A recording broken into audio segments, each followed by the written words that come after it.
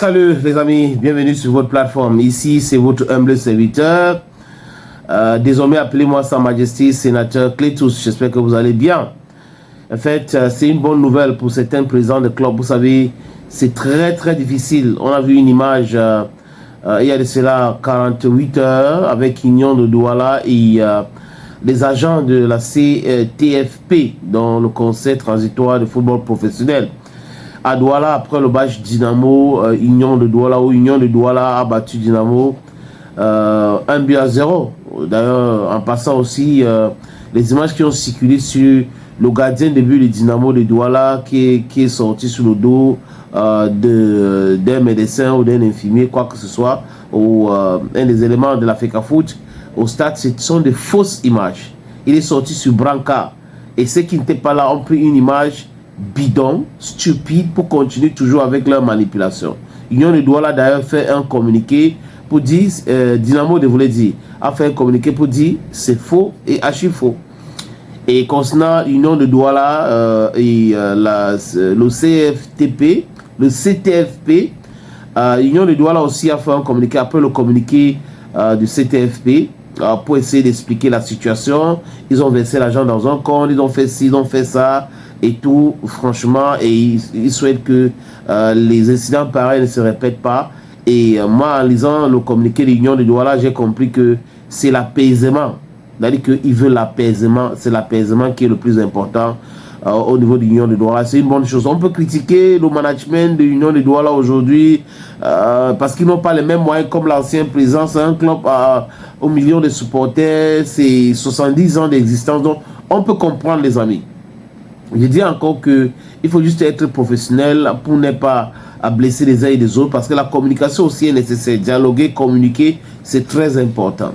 Les amis, à ce qui concerne le titre de cette podcast, Samuel Eto'o-Fils qui ordonne le paiement de la subvention au club de MTN Elite 1, MTN Elite 2.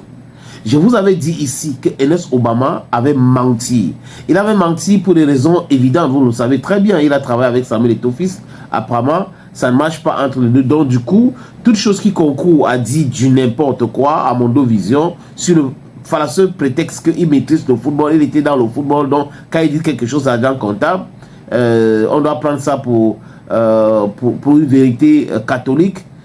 C'était un mensonge. Il a menti sur l'ordonnateur de l'argent qu'on a mis à la disposition de l'agent comptable de Minfi auprès de la FECAFOOT. Il avait dit que c'est Nassisme le combi faux et archi faux. Je vous avais dit. La preuve aujourd'hui, c'est quoi? C'est que c'est le président de la Fédération camerounaise de football qui ordonne le paiement de cet argent-là. Donc, les clubs vont devoir passer à la FECAFOOT pour l'éventuel paiement. Paiement, ça veut dire qu'on va déposer dans les comptes bancaires, ben, ils vont passer là-bas avec les justificatifs pour pouvoir permettre à ce qu'on place cet argent-là dans le compte bancaire de ce club. Les présidents de clubs qui avaient écrit à la présidence, qui sont allés pour certains, parce que ce n'est pas, on n'a plus 33 présidents et plus, mais il y avait seulement 8 qui sont allés là-bas au MINSEP et les autres ont envoyé leurs représentants. Pensaient que après les concertations, on devait verser l'argent directement dans les comptes. C'est des gens qui n'aiment pas la comptabilité pour certains. Hein.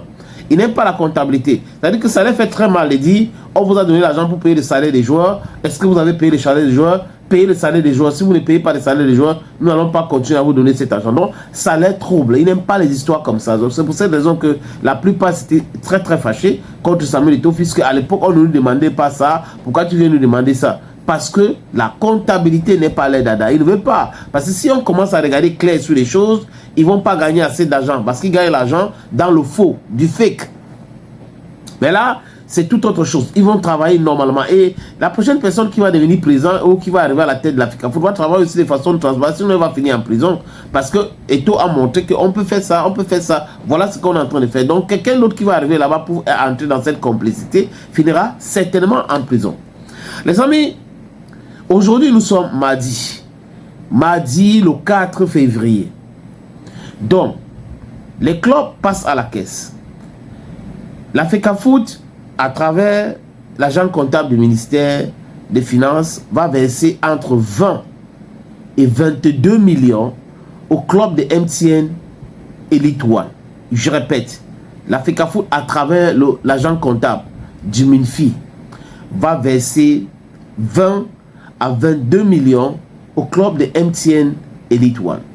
Pour les clubs de MTN Elite One, l'Africa Foot, à travers ces mêmes agents comptables, va verser 8 à 10 millions de francs CFA. Voilà le montant.